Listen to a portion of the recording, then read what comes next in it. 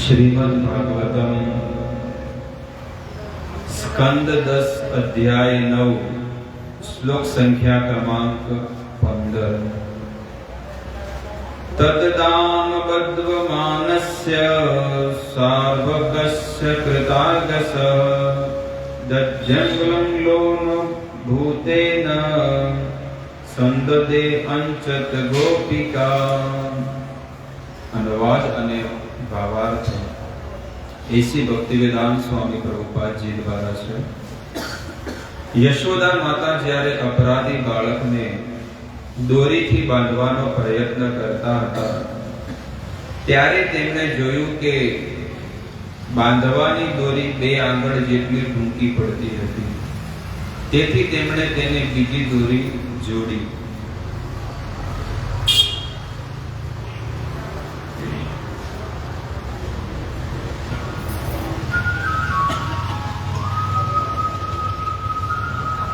દરેક ભક્તોનું પ્રાતઃકાલીન શ્રીમદ ભાગવત કથાની અંદર હાર્દિક સ્વાગત છે।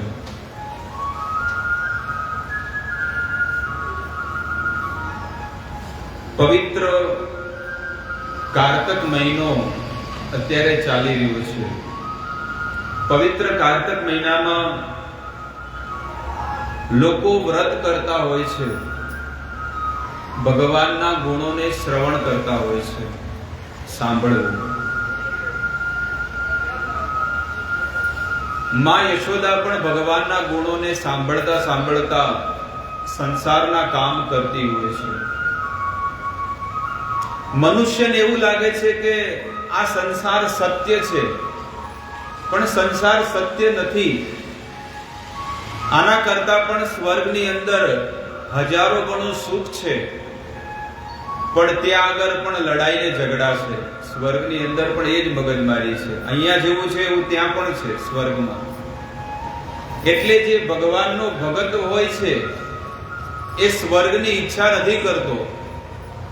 ભગવાનનો ભક્ત એ જ ઈચ્છા કરે છે કે આવા કલ્મશ જીવનની અંદર પણ દુઃખ જ છે, તો આને આ મનુષ્ય જીવનમાં સહન કરી લેવું જોઈએ, અને સહન કરી અને ભગવાનનું ભજન કરવું જોઈએ, અને ભગવાનનું ભજન કરી ભક્તિ કરી અને ભવસાગરને પાર થઈ જવું જોઈએ।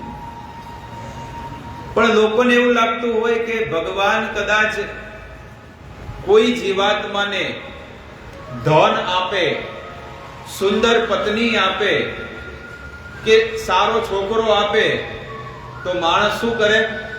આ સંસારમાં ફસાઈ જાય કે ના ના, મારો છોકરો કેટલો સારો છે, કેટલા પૈસા કમાય છે, મારો ધણી કેટલો સારો છે, મારી પત્ની કેટલી સારી છે। આ જગતમાં કોઈની સાથે તમારો સંબંધ પાક્કો ન હોય તો તમારો સંબંધ કોની સાથે થશે? ભગવાનની સાથે થશે। આ સંસારનો એવો નિયમ છે, પણ માણસ એવો વિચાર કરે છે કે મારે આની સાથે નથી મેળ આવતો, આની સાથે નથી મેળ આવતો। તમે ગમે જેટલું સારું કરશો પણ તોય બધાને મેળ નહીં આવે કોઈની સાથે। એટલા માટે ભગવાનની સાથે મેળ કરવાનો છે, અને ભગવાન બહુ દૂર છે એટલે ભગવાનની સાથે તરત મેળ નહીં થાય। ભગવાનને મેળ કરવા માટે ભગવાનની સાથે સંબંધ બાંધવા પડશે। ભલે ભગવાન પોતાના ધામમાં છે, પણ ભક્ત એની કથા સાંભળીને ભગવાન પ્રત્યે પ્રેમ ઉત્પન્ન કરી શકે છે। જેમ જેમ એ ભગવાનની કથા સાંભળશે એમ ભગવાન વગર એને નહીં ફાવે। એ ભગવાનની કથા સાંભળતો હશે તો ચાલુ કથામાં એને રોમાંચ, કંપ, અશ્રુનો અર્થ છે કે આંખમાંથી આંસુ નીકળી જશે। જેવું વેદ એની સામે હશે અને વાંચશે અને ભગવાનની લીલા આવશે તો એના આંખમાંથી આંસુ આવશે। પણ આપણામાં સૌથી મોટી ભૂલ એ છે કે સંસાર આપણે ભક્તિ કરીએ, માળા કરીએ, વાંચન કરીએ, પણ આપણે શું થાય છે કે આપણે સંસારમાં ધ્યાન રાખીએ છીએ। આપણું શું થાય છે? સંસારમાં મન રહે, અને આમ કરતા કરતા જીવન જતું રહે, પણ કોઈ કે ભક્તિ આટલી બધી કરી પણ કોઈ મેળ પડતો નથી।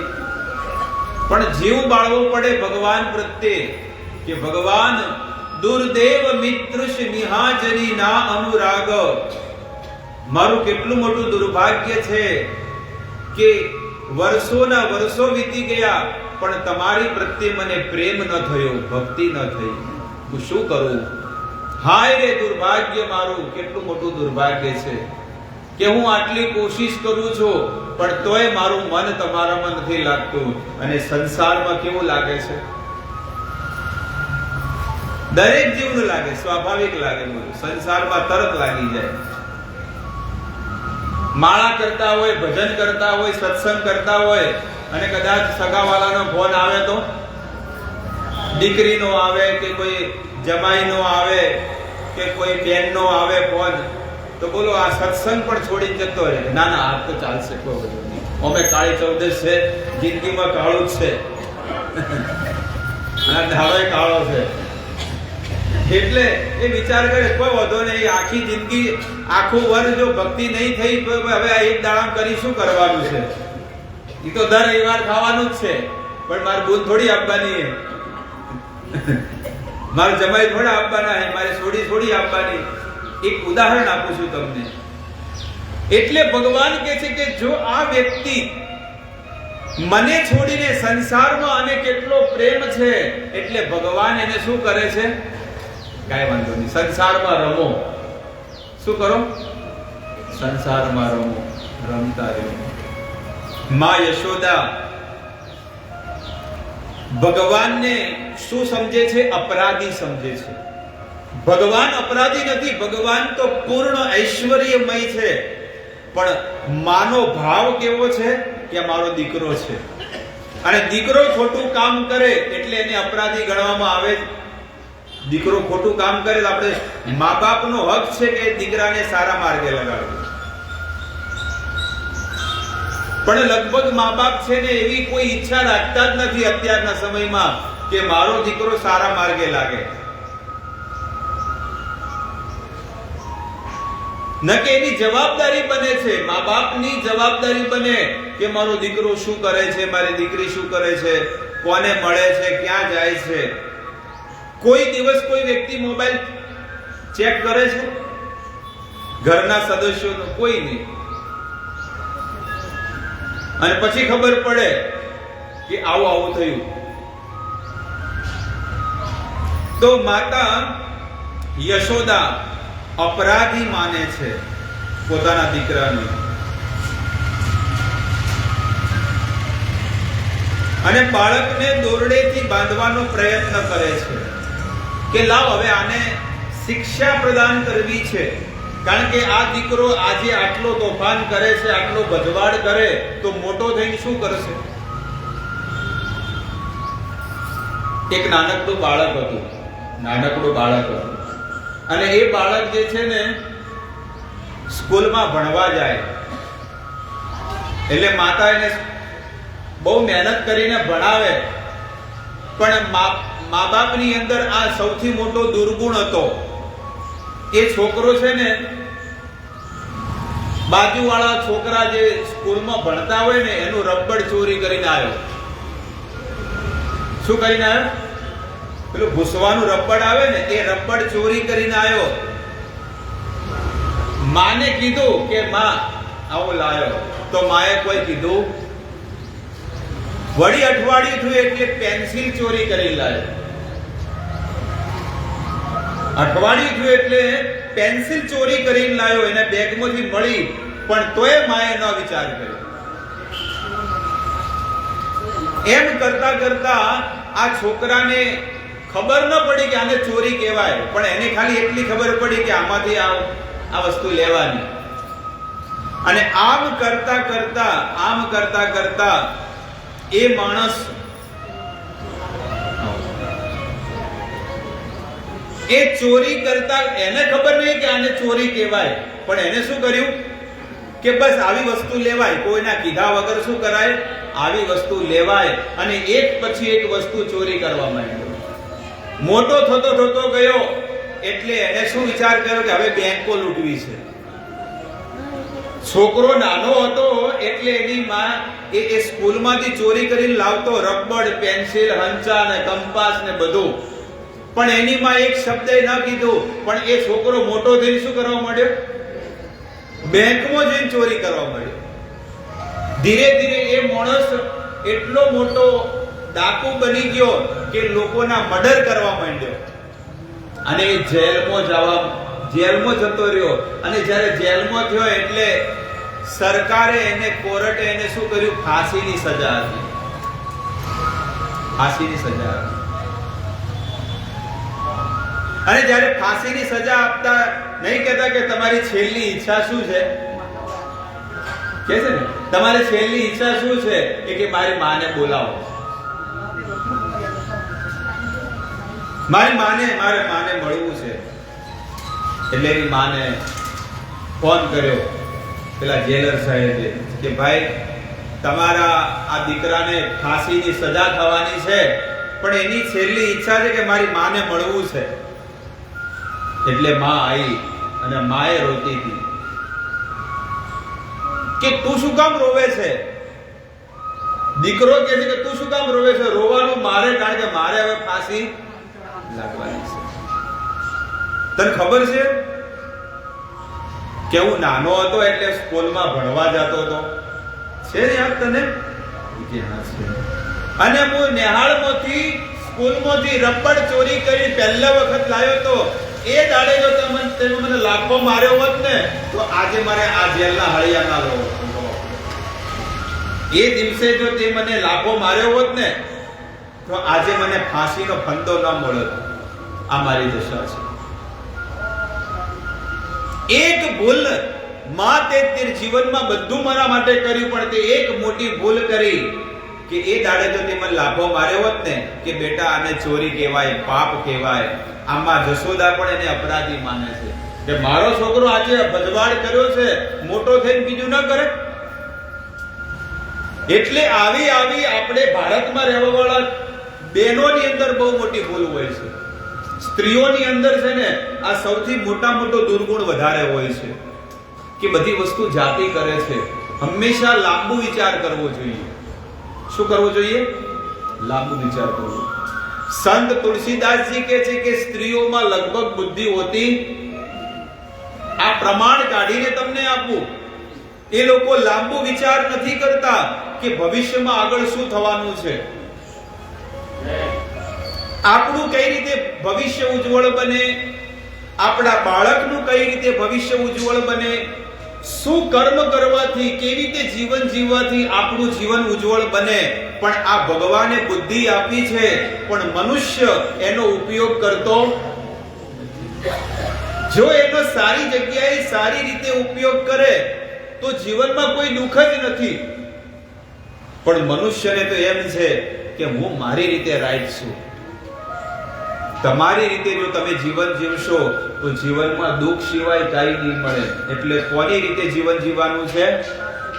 શાસ્ત્ર, વેદ જે ભગવાને આપ્યા છે એ વેદો પ્રમાણે જીવન જીવવાથી તમારું જીવન ઉજ્જવળ બનશે. બાકી આપણી રીતે તો આપણે જીવન જીવ્યા, દુઃખ સિવાય કાંઈ મળ્યું નથી.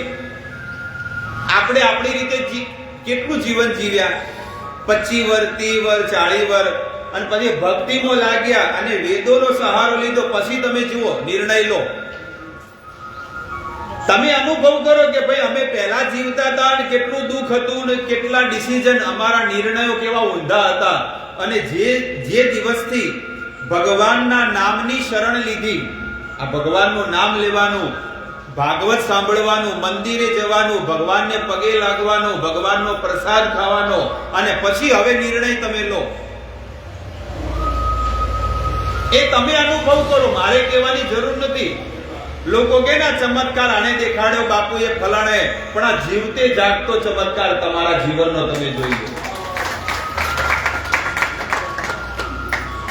એટલે પેલો દીકરો જે ફાંસીના ફંદા પર લટકતો હતો ને, એ દીકરાએ આમ કીધું કે માં, આમાં મારો વાંક કોઈ નથી, વાંક તારો છે કે તે મને નાનપણથી સારા સંસ્કાર ન આપ્યા, એટલે મારે આજે ફાંસીના ફંદા ઉપર લટકવું પડ્યું. એક ભૂલ કરી, જો એ સ્ત્રીએ જીવનમાં એક નાનકડી ભૂલ કરી તો એના છોકરાને એનો આખો કુળ જતો રહ્યો. કુળનો શું થઈ ગયો? સર્વનાશ, સત્યાનાશ થઈ ગયો. તો તમે વિચાર કરો કે એક રબડની ભૂલથી જો એ છોકરાનો એના કુળનો ભવિષ્ય સાફ થઈ ગયું, તો આપણે એવી જીવનમાં કેટલી ભૂલો કરીએ છે. એટલે તમને કહું છું કે તમે જે પણ નિર્ણય લેતા હોય ને એ પહેલા 100 વખત વિચાર કરો. કોઈ પણ તમે નિર્ણય લો, કોઈ પણ વાણી બહાર કાઢો ને એના પહેલા 100 વખત વિચાર કરો. આપણે ગમે તેમ લોકો શું કરે છે, અમુક લોકોને કે આના બૈરાનો જીવડો લોબી ના હોય, કોઈ ઊંટ જેવી ના હોય. ઘણા લોકો જીવડો લોબે એટલે કેવું હોય કે જેમ પેલો ઊંટની જીભ ના હોય, લોબી ના હોય, પણ એ બોલવામાં લોબી છે, મર્યાદા વગરનું, અને બોલે તો બાફી નાખે બધું. એટલે આપણે વિચાર કરવો જોઈએ કે આપણે જે પણ શબ્દ બોલીએ છીએ એનો શું રિએક્શન આવે છે. રિએક્શન ખબર પડે ઇંગ્લિશમાં? રિએક્શન નો અર્થ કે એનો આપણા કુટુંબમાં, પરિવારમાં એનો શું કહેવાય, એની શું અસર થાય. આપણે તો બોલતે બોલી દીધું, નાનું હોય કે મોટું હોય, પણ કોઈ વેવરો ન હોય બોલવા ચાલવાનો, તો આપણે આપણા જીવનને અધોગતિમાં નાખી રહ્યા છીએ. નકે આ જો આ ભગવાન કૃષ્ણ નાનકડા બાળક હતા તો ભગવાન તરત મોટા ન થઈ જાય કે ભાઈ હું ભગવાન છું, તું મને બાંધવા આવી છે. જોયું આ લીલાથી તમને શું શીખવા મળે છે? ભગવાનને ખબર છે કે હું વિશ્વ બ્રહ્માંડનો સ્વામી છું, ભગવાન છું. આ બધા જીવો 33 કરોડ દેવતા મારાથી પ્રગટ થયેલા છે. તો પછી ભગવાને માં યશોદાના બંધનમાં કેમ બંધાઈ ગયા? કારણ કે ત્યાં દીકરાની લીલા કરે છે. નકે એમ ન કે એ હું ભગવાન છું, મેં નરસિંહ ભગવાન થઈને છાતી ફાડી નાખી હતી, પેટ ચીરી નાખ્યું હિરણ્યકશિપુનું, પણ અહીંયા તો તમારા ઘરે હું દીકરો બનીને આવ્યો છું, બાળક બનીને આવ્યો છું, અને સુધારવો એ તમારી ફરજ બને છે. એવી રીતે આ સંસારમાં આપણા ઘરમાં જે દીકરા દીકરીઓ છે એની ફરજ કોની બને છે? મા બાપની બને છે કે આપણા બાળકને સંસ્કાર દેવા. એના પહેલા પણ મેં તમને કીધું હતું કે એ સંસ્કાર ગર્ભની અંદર દેવામાં આવે છે. મોટા થઈને તમે તમારા સંતાનોને ગમે જેટલા સુધારવાની કોશિશ કરો, ક્યારે નહીં સુધરે. એટલા માટે હજી પણ તમને કહું છું કે જીવનમાં ભગવાનનો જે આશરો છે એને જો તમે છોડી દીધું ને તો તમે ક્યાંય ના નહીં રહો. હું તમને ગેરંટી આપું છું. હું તમને કહું છું કે તમે ખાલી 2 મહિના કે 3 મહિના ભક્તિ છોડી દો, 2 મહિના 3 મહિના ભક્તિ કરવાનું છોડી દો, મંદિરે જવાનું છોડી દો, અને પછી તમારા જીવનમાં તમે મોટા યશસ્વી બનો. તમે નહીં બની શકો. પણ ભગવાનના નામના પ્રભાવથી આજે તમારા બધા પાપ ક્ષય થઈ રહ્યા છે. તમને જીવવાની નવી રાહ મળી રહી છે. કઈક નાની ઘટના બનવાની, મોટી બનવાની હોય, પણ ભગવાન શું કરે છે? એને નાની બનાવી દે છે. પણ લોકો વિરોધી વ્યક્તિઓ શું વિચાર કરે કે જો આ ભક્તિ કરે તો એ જીવનમાં આવું છે, દુઃખ પડે છે, આ થાય છે, ઓલું થાય છે. પણ એ વ્યક્તિને ક્યાં ખબર છે કે મારે તો બહુ મોટું દુઃખ હતું, પણ ભગવાને શું કરી દીધું? એટલા માટે નિર્ણય લેવા બહુ વિચાર કરીને શાંતિથી નિર્ણય લેવો જોઈએ. કોઈ પણ ઘરના સદસ્યો હોય, આપણા ઘરના સદસ્યો હોય ને, એ આપણા હારા માટે કહેતા હોય. હારું ને ભૂંડું શું કે છે? સારું અને ભૂંડું જે પણ હોય, આપણને તો ખબર પડે કે આપણો ઘરનો માણસ આપણું હારું ઈચ્છે છે, ભૂંડું ઈચ્છે છે. એટલી તો બુદ્ધિ છે કે નહીં કે આપણો ઘરનો સદસ્ય આપણી માટે સારું ઈચ્છે છે, કોઈ ભૂંડું ઈચ્છતા. એટલે બહુ વિચાર કરીને નિર્ણય લેવો જોઈએ. આજે બહુ વિચાર કરીને માં જશોદા પણ છે ને આ નિર્ણય લે છે. શું નિર્ણય લે છે કે મારો દીકરો અત્યારે નાનો થઈને આટલો ભજવાડ કરે, ઘરમાં નુકસાન કરે, તો મોટો થઈને શું કરશે? આજે તો માટલું ફોડ્યું છે, કાલે કોકનો ઘરનો ભજવાડ કરશે, પમદાડે કોકની છોડી લઈ આ માં જશોદાઓ વિચાર કરે છે કે આ તો ગમે તે કરી શકે, એમ થાય કે ન થાય, એટલે માયાઓ વિચાર કર્યો.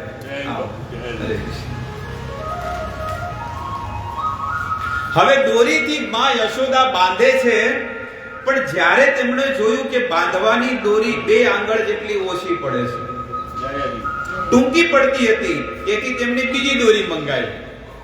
ગમે તે થાય પણ બાંધવો તો.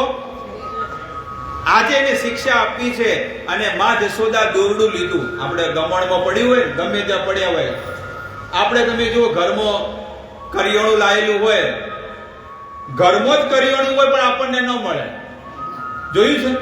અને આપણે તરત દોડતા દોડતા જઈને દુકાન, કોઈ મહેમાન આવી ગયા હોય, ખાંડ પડી હોય, અડધું 2 કિલો ત્યાં પડી હોય, 3 કિલો ફલાણે પડી હોય, પછી આપણે ડબ્બામાં જોઈએ કે નહીં, છે કે નહીં? બધું કઠોળ પડ્યું હોય, લોટ પડ્યા હોય, બધું પડ્યું હોય, અને અમુક રીતે એટલી દશા હોય કે બધું હળતું હોય પણ તોય જોવે નહીં કોઈ, કે ભાઈ અમુક ધનેરિયા થયા હે, જીવડા પડ્યા હે, કે આપણે કઈક સાફ કરીએ. આ તો માણસને શું કેવું, થોડોક સમય મળે એટલે કોકના ઘેર જઈને શું કરે, પણ એ સમયને તમે સારી જગ્યાએ વાપરો. એ જગ્યાને શું કરો, એ સમયને સારી જગ્યાએ વાપરવો જોઈએ. કે સત્સંગમાં, ભજનમાં, બીજાના ઘરે જઈને બેહવાથી કોઈ ફાયદો નથી, એટલું તમને જોવું જોઈ લેજો. ભગવાને તમને બુદ્ધિ આપી છે, તમે નિર્ણય લો કે ભાઈ બીજાના ઘરે, કોકના ઘરે બેસીને કોઈ ફાયદો નથી.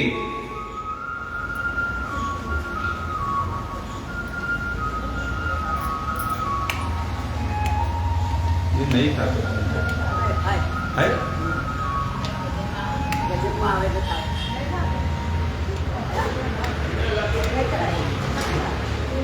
તો થતો જ નહીં. બધી શોપો ચાલુ કરી દીધી.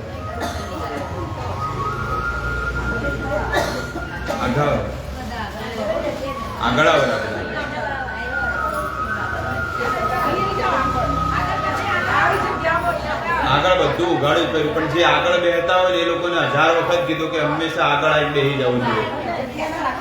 જે લોકો આગળ આવે ને, જિંદગીમાં નિર્ણય રાખવો. આ એક શબ્દ નીકળ્યો એટલે જ્યાં સુધી આપણે લાકડે ના ખડકો એટલે એ યાદ રાખવાનું કે ભાઈ હંમેશા આગળ આવીને બેહવાનું. એટલે પાછળ વાળા પાછળ બેસી જાય. અમુક લોકો અડધા પાછળને જઈને બેસી જાય ને આગળ બધું ઉઘાડો, ખાલી પડ્યું, ખાલી ખમ પડ્યું.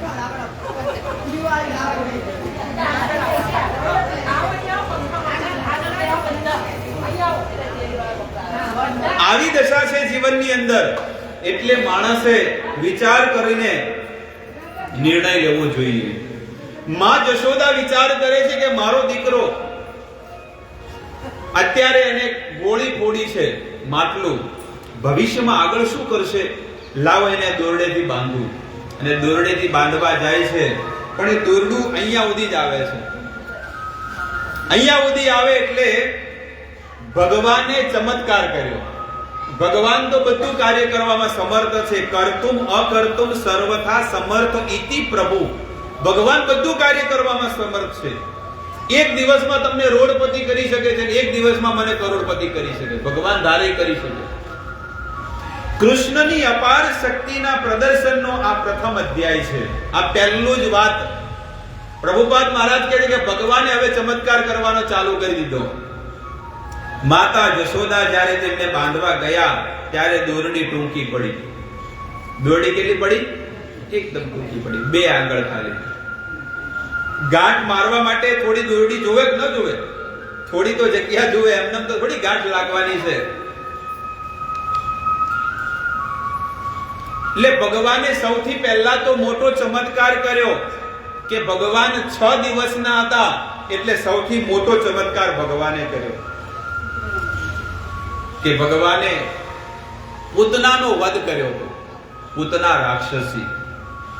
પૂતના રાક્ષસી બહુ મોટી હતી.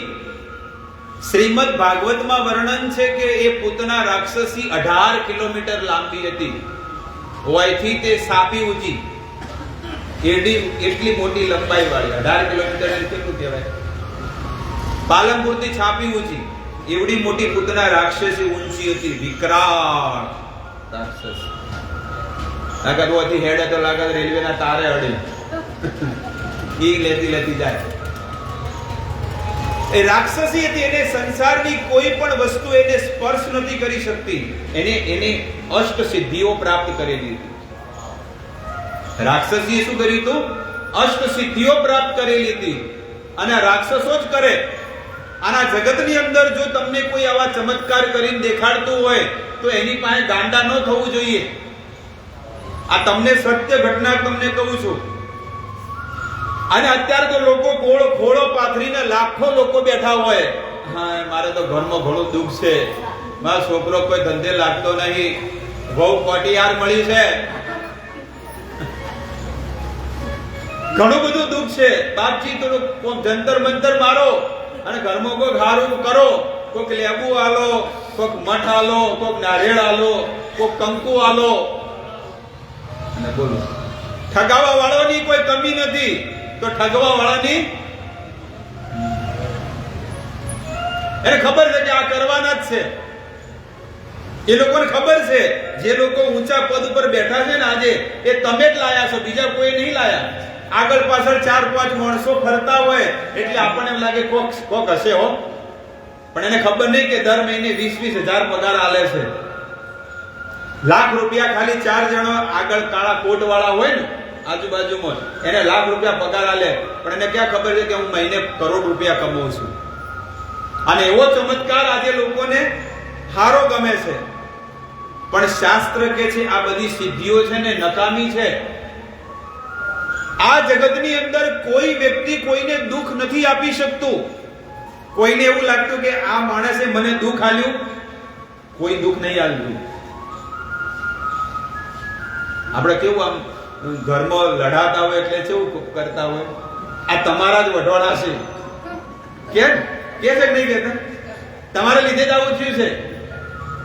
આપણા લીધે કોઈ નથી થતું, આ બધું ભગવાનની કૃપાથી થતું હોય છે. ભગવાન કહે છે કે મારે કોઈને દુઃખ આપવું હોય તો પણ હું કોઈને નથી આપી શકતો. હું પણ બંધાયેલો છું તમને દુઃખ દેવામાં. કે ભગવાનની ઈચ્છા હોય તો તમને દુઃખ ના આપે, પણ નહીં, તમારા કર્મમાં જે લખ્યું છે દુઃખ, એ જ તમને મળવાનું છે.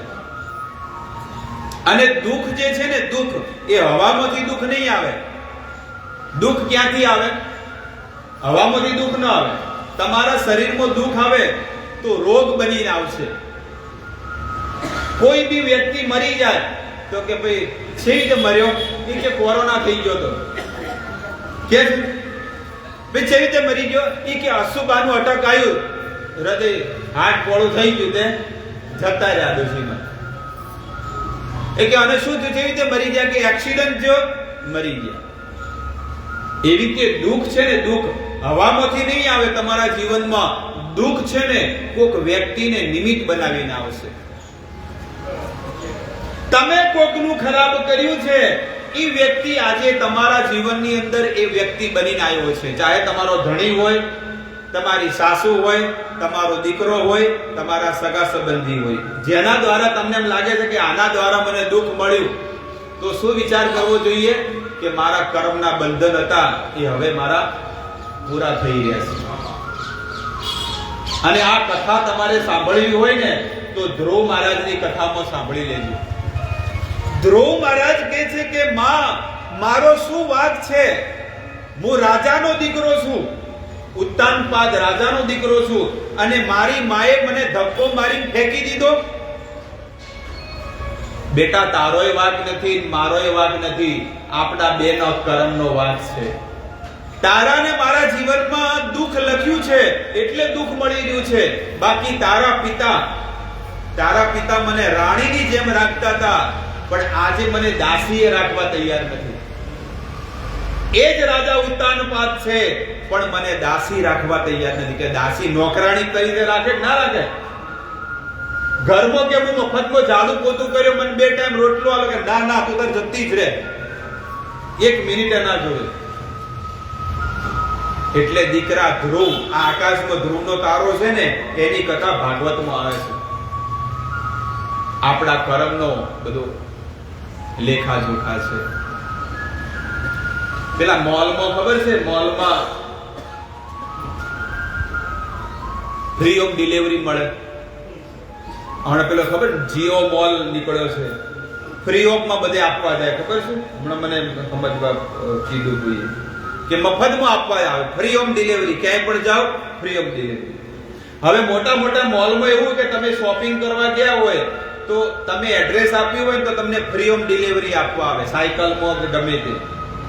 હવે તમે બધી વસ્તુઓ લીધી છે, બટાકા, રીંગણા ને દૂધી, ઘણી બધી વસ્તુ, શાકભાજી લીધી, તમારા હાથે તમે એને પેકિંગ કરાયું, પૈસા આપી દીધા, અને એ માણસ ડિલિવરી કરવા વાળો તમારા ઘરે આવ્યો અને તમે પેકિંગ તમારા હાથે ખોલ્યું, તમે જ પેકિંગ કર્યું તો તમે ખોલ્યું, અને મેં દૂધી કોઈ બરોબર નથી, રેગણામાં તો કોણ આરો પાર કોણા પડેલા હતા, પેલા નહીં ખબર, અને તમે જેવું ઓમ તમને બધું રેગણું કાળું કાળું જ હોય, પણ ચીરો તો ખબર પડે, અંદર ધોળું હોય તો ખબર પડે કે એક ઈયળ આખી આરો પાર થઈ ગયો અને બધું હળી ગયો અડધો પાર. તો એવી રીતે રીંગણા, બટેકા અને બધી ખરાબ શાકભાજી તમને લાગી અને તમે જઈને શું કર્યું, પેલાને લાફો માર્યો, પેલો જે હાલવા આવ્યો એને. હવે તમે વિચાર કરો કે તમારા ઘરે મફતમાં શાકભાજી બધું આપવા આવ્યો તો તમારી ફરજ શું બને છે? તમારે એને પાણી આપવું પડે, શરબત આપવો પડે, એને બેહાડવો પડે, આ તમારી ફરજ બને. પણ તમે શું કર્યું? લાફો માર્યો. શું આ ધર્મ છે કે અધર્મ છે? તમે નિર્ણય કરો કે તમારા હાથે તમે શાકભાજી લીધી, તમે પૈસા ચૂકવ્યા, તમે એને સીલ પેક કર્યો, એ સીલ પેક તમે જ તોડી શકો, બીજું કોઈ ન તોડી શકે, અને તમારું પાર્સલ આવીને તમને આપે છે અને એમાં ખરાબ નીકળ્યું કે સારું નીકળ્યું તો તમારા ભાગ્ય. જે ટાઈમે તમે વરવા ગયા હતા એ ટાઈમે તમારે જોવું પડે ને. હવે તમારા ઘરે આપવા આવ્યો બચારો, એક તો તડકે બળતો બળતો સાયકલમાં પેન્ડલ મારતો મારતો પરસેવો થયો હોય તો તમારે એને ઠંડુ પાણી આપવું પડે, શરબત આપવું પડે, છે કે નહીં? પણ તમે શું કર્યું? એવી રીતે ધ્રુવ મહારાજની માતા સુનીતિ કહે છે કે બેટા, આપણા જીવનમાં પણ કર્મ નબળા હતા, પણ એ કર્મ આ તારી સોતેલી માં એ બનીને આવી અને તને જીવનમાં દુઃખ આપ્યા. એ દુઃખ લઈને આવી, જેવી રીતે પેલો પાર્સલ લઈને આવ્યો, પણ પાર્સલ કોનું હતું? તમારું જ હતું. એ તમારું પાર્સલ તમને આપવા આવ્યો છે. એવી રીતે તમારા જે દુઃખ હતા ને એ વહુ બનીને આવે, સાસુ બનીને આવે, દીકરો બનીને આવે, જમાઈ બનીને આવે, અને જેના દ્વારા તમને દુઃખ મળે છે સમજી લો કે મારું પાર્સલ જ્યાં ભવનું પાછું આવ્યું છે.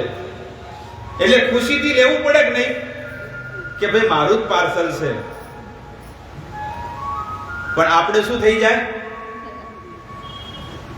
હવે મગજમાં બેઠું, આપણે તો કોઈક બીજું જ વિચારતા હતા, પણ વેદ આપણને કહે છે કે તમે જે વિચારતા હતા એવું છે જ નહીં.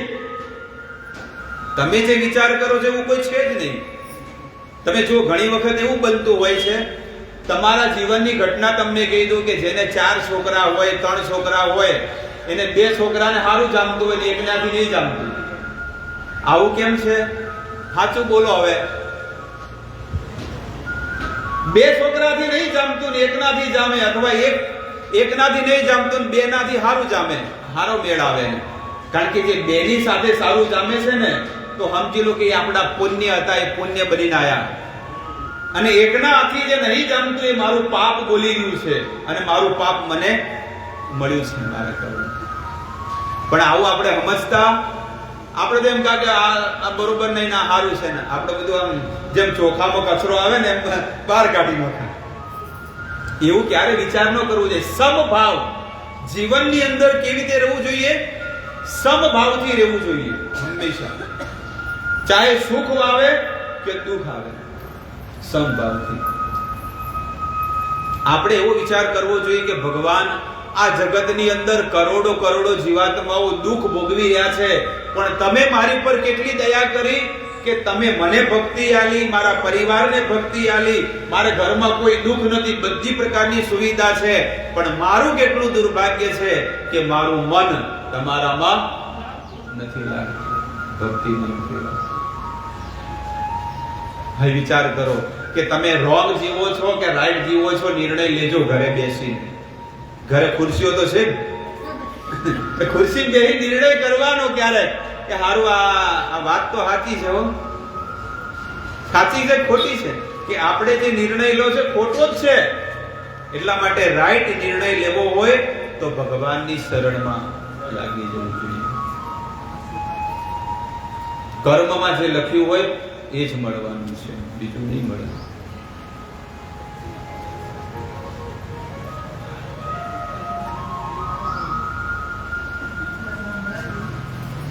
હવે ભગવાનની નાનપણની લીલાનું વર્ણન કરે છે કે પૂતના રાક્ષસી 6 દિવસની પૂતના રાક્ષસી હતી, અને એ પૂતના રાક્ષસી ભગવાન શ્રી કૃષ્ણ 6 દિવસના હતા અને પૂતના 18 કિલોમીટર મોટી રાક્ષસી. પણ 6 દિવસના ભગવાને એ રાક્ષસી પૂતનાનો વધ કરી દીધો. એ પૂતના રાક્ષસી પોતાના સ્તન ઉપર હલાહલ વિષ લગાડીને આવી છે, પણ ભગવાને એનું દૂધ પીધું, સ્તનપાન તો કર્યું, એનું ઝેર ચોપડેલું હતું એ ઝેરે પી ગયા ભગવાન, અને ભગવાન પૂતનાના પ્રાણ પણ પી ગયા. 3 વસ્તુ પી ગયા. સુખદેવજી કહે છે કે પરીક્ષિત પહેલા એનું દૂધ પીધું, કારણ કે એની ઈચ્છા હતી કે મારું દૂધ પીવે. પહેલાના જન્મની વાત છે. પછી કે આવો છોકરો હોય કે જે પોતાના મામાને જ મારી નાખે. કોને? બલિ મહારાજને. પૂતના જે છે ને એ પહેલાના જન્મની ઘટના આવે છે કે પૂતના બલિ મહારાજની બેન હતી, અને ભગવાન વામન બનીને છત્રી લઈને આયા, વિષ્ણુ વામન બનીને આયા, અને એના દ્વારે આયા એટલે એટલો રૂપાળો છોકરો હતો. એટલે પેલી એની બેન શું કે છે, બલિ મહારાજની બેન, એ કે આવો છોકરો મને ભગવાને આલ્યો હોત તો, એમ કે. એટલે કે ભગવાને આશીર્વાદ આલ્યા કે ઠીક છે, તો આવો છોકરો જો મને ભગવાને આલ્યો હોત તો હું એને કેટલું સ્તનપાન કરાવત. મારી ઈચ્છા છે કે હું આને સ્તનપાન કરાવું. ભગવાન કે તારી ઈચ્છા હું પૂરી કરીશ. પછી એને બલિ મહારાજને બાંધી દીધા ને, એટલે કે આવો છોકરો ભણ્યો આવો, એમ કે પોતાના મામાને બાંધી નાખે મારવા જાય છે, આવાને તો હોય તો હું તો ઝેર પીવડાય મારી નાખું. એટલે ભગવાન કે તારી ઈચ્છા પૂરી કરી દઈશું, ચિંતા નથી કરવી. હવે આ રાક્ષસી પૂતના ભગવાનને એના ઘરે ગોકુળમાં આવ્યા. ગોકુળમાં પૂતના આવી છે, અને ગોકુળમાં જઈ અને ભગવાનના ઘરે ગઈ, અને ભગવાનના ઘરે જઈને ભગવાનને ઉપાડે છે. હવે એનો કાળ છે, કાળ. પૂતનાનો કાળ કોણ છે? ભગવાન છે. આપણને એમ કીધું કે તમે ઊંઝા મત જાજો ને કે મરી જવાના છો, તો તમે જો કદી ના જો. પણ પૂતના સામેથી જાય છે. બોલો, પૂતના સામેથી ગોકુળમાં ગઈ અને પૂતનાએ કાળને ખોળામાં ઉપાડ્યો. છોકરાને નથી ઉપાડ્યો, પણ કોને ઉપાડ્યો છે? કાળને ઉપાડ્યો. અને જેવો કાળને ઉપાડ્યો, પોતાનું બ્લાઉઝ ખોલી અને પોતાના સ્તનમાંથી દૂધ પીવડાવે છે. યશોદા અને રોહિણી માતા બહાર આયા અને કહે છે કે હું લક્ષ્મી છું, અને મારું સ્તનપાન જો કોઈ છોકરો કરે તો એ અમર બની જાય, એ નિરોગી બની જાય, એને કોઈ રોગ ના થાય. એટલે એવી રીતે ઢોંગ કરવા માંડી, નાટક કરવા માંડી કે માં જશોદાને એવું લાગ્યું કે હું એની માં છું કે આ છે. એને જશોદાને એમ લાગ્યું કે આ તો કેટલો બધો પ્રેમ કરે છે. બસ આ જગતનો આવો જ છે પ્રેમ. આ જગતનો પ્રેમ પણ કેવો છે? આવો જ છે. પેલું કે ને કે તું મારી અને તું મારો, અને પછી મારા મારી છે ને. પેલી છોડી શું કે તું મારો છે, પેલી છોકરો કે તું મારી, મારા મારી પછી ચાલુ થઈ જાય. કોઈક જ એવા લવ મેરેજ હશે જે સક્સેસ થયા હશે. કોઈ જે માતા પિતાએ જે મેરેજ કર્યા હોય ને એ સફળ છે. જેટલી પણ દીકરીઓ આજે લવ મેરેજ કરતી હોય છે ને, એને જઈને પૂછી આવો જઈને કે એનું જીવનમાં કેટલું દુઃખ છે. એ કોઈની ઘરે, એ કોઈ પિયરમાં નથી જઈ શકતી કે કોઈ સાસરે નથી જઈ શકતી, અને ઘરમાં એનો ધણી દારૂ પીવે છે અને પોતે મહેનત કરી અને એના ધણીનું ઘર ચલાવે છે. પણ જ્યારે કોલેજમાં ભણતા હતા કે જે પણ આજુબાજુમાં રહેતા હતા ત્યારે એને આવું બધું વિચાર ન આવ્યો અને એને ડગલું ખોટું ભરી લીધું. આવા તમને બહુ કિસ્સાઓ મળશે અને બહુ ઓછા કિસ્સા હશે જે મા બાપે કર્યું હોય અને દીકરીને દુઃખ પડ્યું હોય. જોવું જ જોઈ લેજો, જે બીના ઘરમાં તમારે જોવું જ જોઈ લેજો. પણ આપણો એક મતિ ભ્રમ છે. ઘણી વખત આવું લાગતું હોય કે મારા ઘરમાં દુઃખ છે, પણ મતિ ભ્રમ છે. શું તમારો ધણી દારૂ પીવે છે? શું તમારો ધણી ખોટા કામ કરે છે? શું તમારો ધણી તમને કમાઈ નથી આપતો? આ પણ જોવાનું હોય ને. પણ લોકોને એવું છે કે ના કે તો દારૂડિયો મળ્યો હોત તો સારો હતો. ઘણી વખત લોકો આવું પણ કે, શું કે દારૂડિયો મળ્યો હોત તો સારો હતો.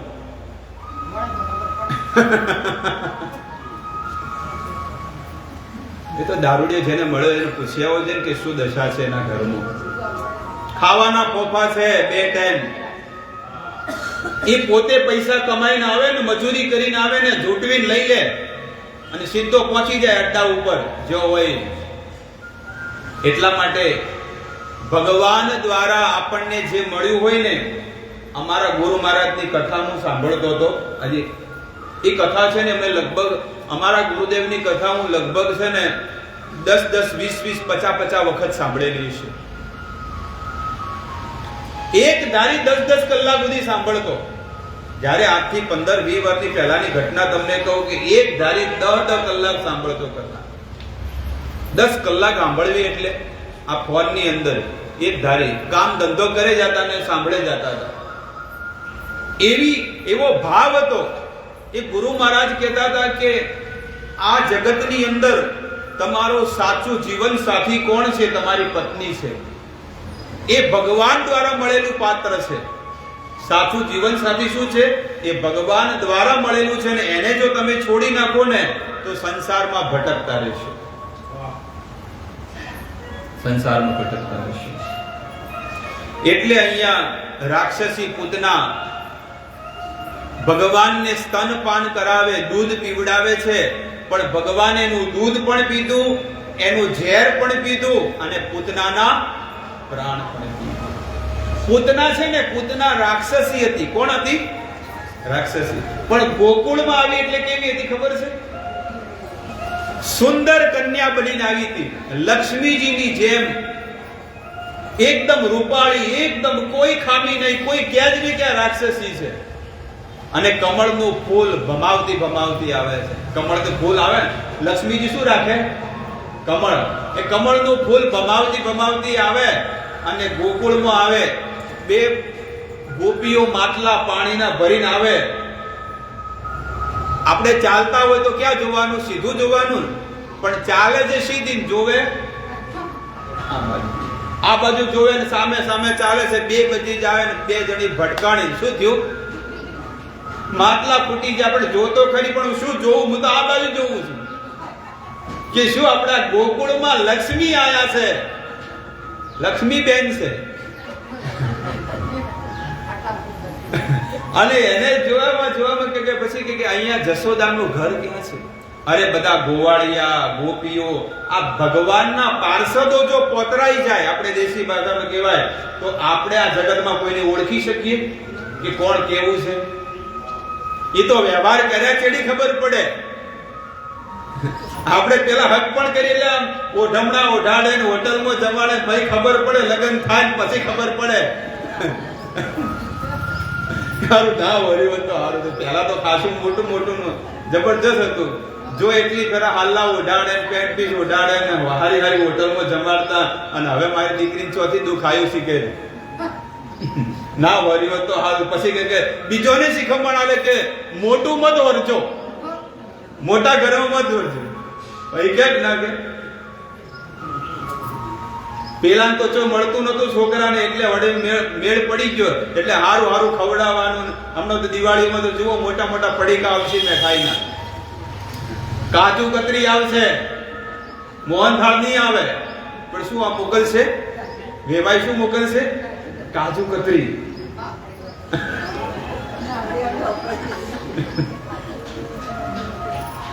એટલે આ બધો આ છે ને સ્વાર્થ છે, પ્રેમ નથી.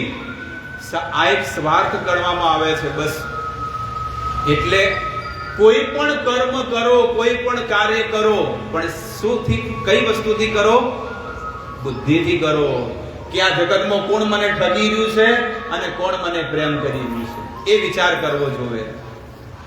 ભાઈ ભગવાન કે ભાઈ તું જીવનમાં તને દુઃખ આવ્યું, પણ તને એ બુદ્ધિ તો મેં તને આલી હતી, નથી આલી કે હારું શું છે ખોટું શું છે. હવે તું ન પારખી ન શકે તો પછી. હવે આ પૂતના એટલી રૂપાળી હતી, બહારથી એટલી રૂપાળી, પણ અંદર રાક્ષસી હતી. અને આ પૂતના આવી અને ભગવાનને સ્તનપાન કરાવે, ગોકુળમાં આવી, એના ઘરે આવી અને ખોળામાં લે છે. ભગવાનને ખોળામાં લે, પણ ભગવાને આંખો બંધ કરી દીધી. ભગવાને શું કર્યું? આંખો બંધ કરી દીધી. અને જેવી ભગવાને આંખો બંધ કરી એટલે ભગવાન વિચાર કરે છે કે આ મારા દ્વારે આવી છે, મારા ઘરે આવી, લાવો જોવું તો ખરા કેટલા પુણ્ય છે આના ખાતામાં. પુણ્ય વગર મારા પાસે કોઈ આવી જ ન શકે કે કેટલા પુણ્ય છે, લાવો જોવું તો ખરા. એટલે ભગવાને આંખો બંધ કરી. અને ભગવાન તો બધું જાણે છે કે આ તો ઝેર પીવડાવવા આવી છે. એટલે ભગવાન ભોળાનાથને યાદ કરે છે. ભગવાન ભોળાનાથને યાદ કરે છે કે હું તો ગોકુળમાં માખણ ખાવા આવ્યો છું, ઝેર પીવાનું તો તમારે ટ્રેનિંગ છે. તમે સમુદ્ર મંથનમાં વિષ પીધું હતું, એટલે આવો તમે આવીને તમે આ કૃપા પ્રસાદ તમે લઈ લો, આ તમારો પ્રસાદ છે. ભોળાનાથને યાદ કરતા અમુક વિચાર કરે છે. ભગવાન કહે છે કે હું અખિલ બ્રહ્માંડનો ઈશ્વર અને માલિક છું, હું માયાથી પરે છું, અને મારી સામે કોણ ઊભી છે? માયા.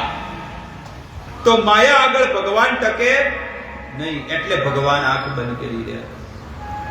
ભગવાને આંખ બંધ કરી ભગવાન વિચાર કરે છે કે હું તો અહીંયા અધર્મનો વિનાશ કરવા માટે આવ્યો છું, ધર્મની સ્થાપના કરવા માટે આવ્યો છું, પણ મુહૂર્તમાં જ સ્ત્રીને મારવાની. મુહૂર્તમાં કોને મારવાનું? હજી તો 6 દાડાનો પહેલો કોને વધ કર્યો તો? સ્ત્રીનો વધ કર્યો તો. એટલે ભગવાને વિચાર કર્યો કે સ્ત્રીનો વધ કરાય નહીં, પણ હવે આ હોમેથી આવી છે તો શું કરું હવે? અને ભગવાને આંખ બંધ કરીને વિચાર કર્યો કે હું આનો વધ કરીશ, કારણ કે સ્ત્રીથી જ રાક્ષસો જન્મશે જ. એટલે કે આનો જ વધ કરી નાખો તો બીજા રાક્ષસો જન્મવાના નથી. આવી રીતે ભગવાનના અલગ અલગ ભાવ હતા. અને ભગવાને પછી પૂતનાએ ભગવાનને ખોળામાં લઈ લીધી. પૂતનાએ પોતાનો સ્તનપાન કરાવે, ભગવાને દૂધ પીધું, પ્રાણ પેલા ઝેર પીધું, અને પછી ધીરે ધીરે પૂતનાના પ્રાણ પીવા લાગ્યા. તમે જુઓ, તમારા ઘરનો કોઈ સદસ્ય હોય અને કોક રોગથી પીડાતો હોય, એના પ્રાણ જાતા હોય, કેમ એને દુઃખ થતું હોય? એવી રીતે આજે પૂતના છે ને લક્ષ્મીજીનું રૂપ બનાવીને આવી હતી, ધીરે ધીરે રાક્ષસી બની ગઈ. એ છોડ રે છોડ રે છોડ, સા મુંચ મુંચ, એટલે કે મને છોડી દે છોડી દે. ભગવાન કહે છે કે હું કોઈને છોડતો. પહેલા તો ભગવાન કહે છે કે હું કોઈની પકડમાં આવતો નથી, અને જેની પકડમાં આવો એને જિંદગીમાં કદી છોડતો ક્યારે છોડતો નહીં. તમે વિચાર કરો મારે ભગવાનની ભક્તિ છોડી દેવી છે, તમે છોડીને તો જુઓ, નહીં છૂટે. તમને કોઈ ધક્કા મારીને મંદિરે કાઢી મૂકશે તો તમે મંદિરે પાછા આવશો કે ના ના, મંદિરનો આશરો મારે છૂટવો ના જોઈએ. બધું છૂટી જાય ચાલશે, પણ ભગવાનનું મંદિર ને ભગવાનની સેવા અને ભગવાનનું નામ છૂટવું ના જોઈએ. એનો આસક્તિ થઈ ગઈ. તમને પ્રેમ થયો કે ન થયો? ફ્રી બેઠા હોય તો તમે શું ઈચ્છા થાય કે હેડો ભાઈ હવે માળા કરવા કહી, તરત અમારો હાથ ક્યાં જશે? માળા. એનો અર્થ શું થયો કે તમને ભગવાન પ્રત્યે પ્રેમ થઈ ગયો છે. પહેલા હાથ ચો જાતો? મોબાઈલમાં. હેડો ફ્રી બેઠા શું કરો? તો થોડી વાર અડધો કલાક સોડિયાથી વાતો કરો. શું કરે છે કે નહીં? બસ આપણી મોહ મમતા આવી જ છે. છોકરી છોકરા સગાવાલા બેન ને ભાણિયા ભત્રીજા ખોવાન મામા એમો આખી જિંદગી ઘાઈ નથી. જેમ પેલો બળદિયો આખી જમી ગાય નો છે ને બધી ગોળ ગોળ ભમી એમ આપણે બધું ગાય નો શું બધું મુશ્કેલીથી આ 15 દાડા આપણને મળે છે. આ દિવાળીના હવે રજાઓ પડી ને 15 દાડા મળે, પણ આપણે શું કરશું? 2 દાડા ચોક ગુણના ઘરે જાહે, 2 દાડા ચોક બીજોના ઘરે જાહે, હગાવાલાના ઘરે. આ એક દાખલો આપું છું. કોઈ વેવાણના ઘરે જશે, કોઈ આના ઘરે જશે ને આના ઘરે, એમ 15 દાડા પૂરા. પછી વેકેશનમાં શું કર્યું કે તેમ જ ના મળે છે ભક્તિ કરવાનું, મંદિરે આવવાનું, કોઈ વસ્તુ નહીં. પણ ચો કાઢ્યા, હા અને હીમો કાઢી નાખ્યા. એકાંતમાં રહો. આપણો સ્વભાવ એવો બનાવવો જોઈએ કે એકાંતમાં રહેવું જોઈએ. આપણું કર્મ એટલું સુંદર હોવું જોઈએ કે એ કર્મથી કોઈને એવું લાગવું, હૃદયમાં લાગવું ન જોઈએ. આ બધી વસ્તુઓ જાણવી જોઈએ. હવે એ પૂતના મોટી રાક્ષસી થઈ ગઈ, 18 કિલોમીટર. પહેલા તો નાની હતી 6 ફૂટની, પણ ધીરે ધીરે કેવી થઈ ગઈ? મોટી રાક્ષસી બની ગઈ. અને જેમ પેલી શેગડા ના થઈ ગયા રાક્ષસની, એ બધું એનું રૂપ, વિકરાળ રૂપ આવી ગયું. અને ભગવાન એના પ્રાણ પી ગયા અને પૂતના જમીન ઉપર પડી ગઈ. કંસનો બગીચો હતો મોટો, અહીં કંસના બગીચામાં જઈને પડી ગઈ. બધા કેળા બધા દબાઈ ગયા છે. શાકભાજીનો અને બધો ફળ ફ્રૂટનો બગીચો હતો મસ્ત, બધું ઉથલ પાથલ કરી નાખ્યું. એવડો મોટો પર્વત પડે એટલે ભાઈ શું બાચીને લે. એટલે કે છે કે જીવનમાં સત્કર્મ કરવું જોઈએ. હવે ભગવાને પૂતના મરતી હતી એ સમયે ભગવાને પૂતનાને છે ને ચાવી આપી દીધી કે લો આ મારા વૈકુંઠની ચાવી છે. કઈ ચાવી છે? વૈકુંઠની ચાવી. તમે ચોક આ ફાટક આગળ ઉભા હોય, તમે ફાટક આગળ જતા હોય, આ ફાટક ને બેસરપુરાનું ફાટક, કોઈ બી ફાટક આગળ તમે જતા હોય ને કોક આવે તમને ચાકુ મારવા આવે, તમારું મર્ડર કરવા આવે, એ તમે મર્ડર મત કરો. એક કામ કરો, અમારે આ નવી સોસાયટીમાં બંગલો નોંધાયો હોય તો તમારો. કોઈ કરે આવું?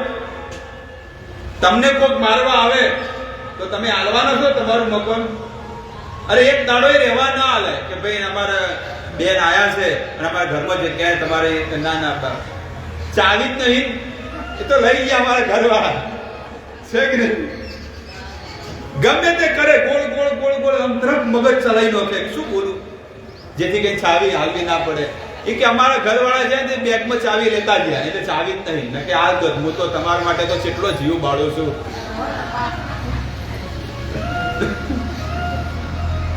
હવે વિચાર કરો કે જે એક દાડો એ રહેવા ના આપે, એ આખી જિંદગી માટે, આ જીવન માટે જો બંગલો હાલવાનું છે. પણ ભગવાન કેટલા દયાળુ છે કે જે રાક્ષસી પૂતના મારવા આવી એને પણ પોતાનું ધામ ઘર આપી દીધું. એટલા કૃપાળુ દયાળુ ભગવાન છે. રાક્ષસી આવી છે તોય ભગવાને એનો ઉદ્ધાર કર્યો, એને મોક્ષ આપી દીધો. એને કોઈ માળા કરી, કોઈ સત્સંગમાં જઈ, કોઈ ન કર્યું. પણ એને એક વસ્તુ કરી કે પૂતના જ્યારે ગોકુળમાં આવી હતી એટલે એને ગોપીનો ડ્રેસ પહેર્યો હતો. અમારા ગુરુ મહારાજ વાત કરે છે, પરમ પૂજ્ય રાધા ગોવિંદ મહારાજ, એમની કથા સાંભળો. એ કહે છે કે જ્યારે પૂતના ગોકુળમાં આવી એટલે એને ગોપીનો ડ્રેસ પહેર્યો હતો અને બીજા 2 કામ કર્યા હતા. એને તિલક કર્યો હતો. શું કર્યું હતું? એને તિલક કર્યો હતો અને ગળામાં. ભલે અંદરથી રાક્ષસી હતી પણ ભગવાન કહે છે કે બહારથી તો રૂપ સારું હતું, મારું ભગતનું રૂપ બનાવીને આવી હતી, એટલે મેં એનું કલ્યાણ કર્યું, એટલે ઉદ્ધાર કર્યું. એટલે આ જગતમાં ભલે આપણે નાટક જ કરતા હોય, ભલે તિલક કરો છો, કંઠી માળા પહેરો છો અને મુખમાં ભગવાનનું નામ લો, ભલે તમારું હૃદય પવિત્ર થાય કે ન થાય, ભગવાન કે છેલ્લી ઘડીએ તમારી જીભ ઉપર મારું નામ અવશ્ય આવશે. આ ગેરંટી ભગવાન આપે છે. પણ કોશિશ તો કરો, કોશિશ કરો ભગવાનનું નામ લેવાની. બહુ કઠણ છે, બહુ અઘરું છે. ભગવાનનું નામ લેવું ખૂબ અઘરું છે. નહીં લેવરાતું. આ તમને ચોખ્ખું કહી દઉં, ભગવાનનું નામ નહીં લેવરાતું. 3 લાખ નામ લેતા નરસિંહ મહેતા